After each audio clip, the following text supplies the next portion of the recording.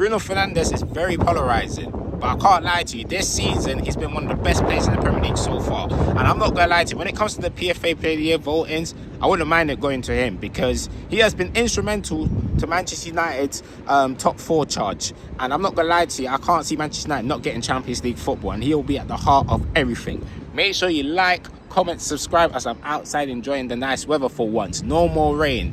Thank the Lord. But yeah, Bruno Fernandes definitely deserves full credit. And you know what it is? He's been doing it season in, season out in terms of putting up numbers, carrying Manchester United when they had a below par team. Yes, he had the likes of Pogba, he had the likes of Martial and Rashford even, and the player that's playing for Marseille. But at the same time though, for most of his Manchester United career since he joined in January 2020, it's been a very below par team, especially last year when they finished 15th. But he's been holding his head up high. And I must say, this season, the leadership qualities has drastically improved. He has grabbed games by his hands. He's been carrying in some parts of Manchester United's season. He's been the shining light. And obviously he has 6 goals and 12 assists to go with it. He's going to end the season as top assister. And you know what? Some of the assists that he's gotten so far this season has been brilliant. Yes, people will say set pieces, but at the same time though, you can see the magic. You can see that he knows how to carry games. You can see he knows how to win games. He's a match winner. He can dictate games. And so far this season, he's been doing all sorts of things. X Factor, I've been screaming so far this season. And boy, oh boy, he's been delivering X Factor. So yeah, shout out Bruno Fernandes on this one. Obviously, you know, my thoughts on Bruno Fernandes over the last year or so, I can see why people call him world class, but I can also see why people don't call him world class. Because obviously in terms of keeping the ball, technically, he doesn't catch the eye of most fans out there that are football fans. But in terms of X Factor, in terms of winning games, in terms of being the one man that doesn't hide in games, yes, he can go missing, but he doesn't hide. And they're the players that I actually do rate in terms of they don't hide. They can definitely take a below par team and try to drag them to places that you would think that they're not supposed to be in. And Manchester United, in terms of Champions League football, because obviously they had Amram at the start of the season, hit and miss.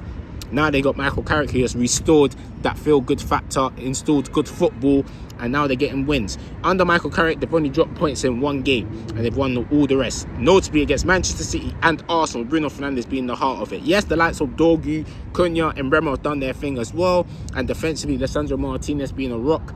But at the same time, though, you have to give where credit's due. He's been balling out. So yeah, that is Bruno Fernandes, player of the season. Definitely right up there. And obviously he'll get another chance to play in Champions League football, but that's if he stays in it. Because obviously last season he was close to joining Saudi Arabia, innit? He was close, but obviously he stayed. I don't know what the future holds for him from now until like next season. Would he still be at Manchester United next season? I have no idea. But as far as this season goes, if this is going to be his last season, he's going out with a bang. Not just him, Casemiro as well. Casemiro has been putting in some very good performances. But yeah, man, Bruno Fernandes, brilliant, absolutely brilliant season from him.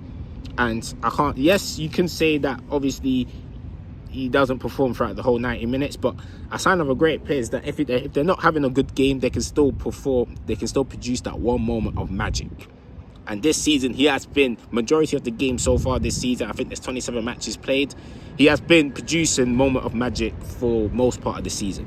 Most part.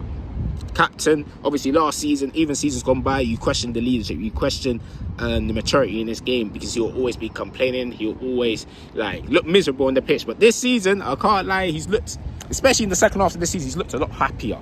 He's looked more composed, he looked more confidence. Obviously he always had that confidence in his game, but he's matured in terms of being able to keep the ball in very good situation, being able to release the right pass, being able to take shots when needed, be able to keep the ball when needed, be able to even the dummy, the assist for Sescos when it gets Fulham, that was a very good dummy, because bro, it took the fullback completely out of the game and he squared it, the right pass. The time of weight of his passing has improved drastically as well.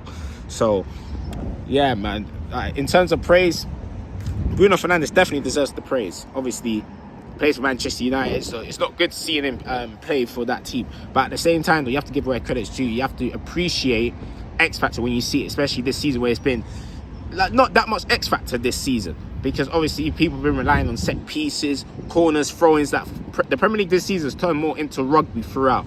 But there's been a few players this season that's been keeping that X Factor, keeping that individual brilliance in them, and Bruno Fernandes has definitely been one of those players.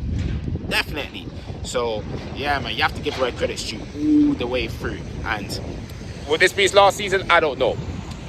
But he's definitely going to have a bang if it is. And if it isn't, he will have another chance to perform in the Champions League. And players like Bruno Fernandes, especially the way he's been performing this season and the numbers been putting out the seasons prior to this one, he does deserve to be playing Champions League football.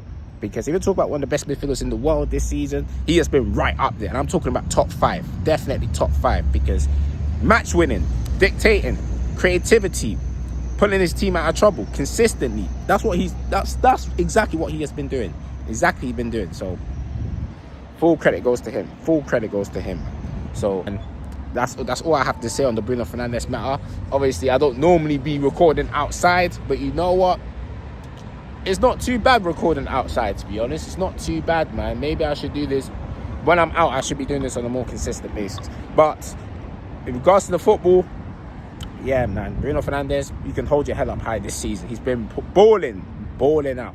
So, yeah. And another thing I want to touch on before I end the video is in terms of, like, being able to mentally stay in the game, in terms of mentally, like, keep your head in the game, not lose your head, keep composure, do the basics right. Bruno Fernandes has done that. He has done that, and that's the big thing that I took out of his season so far. Because in previous seasons, he'll be putting up the numbers, he'll be showing individual brilliance, but the mentality and in terms of keeping composure will somehow be lost.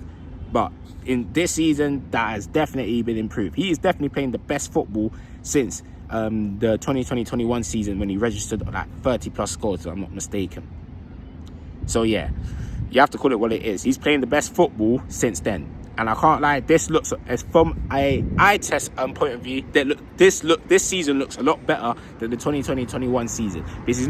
Because away from the penalties, he's impacting games. Away from the penalties, he is deciding games. So that's just my take on it. Thank you guys for watching. Let me know down in the comments below what you think about Bruno Fernandes this season. Is he up there for player of the season? Should he get player of the season? Let me know, man. And until then, I am out. Peace.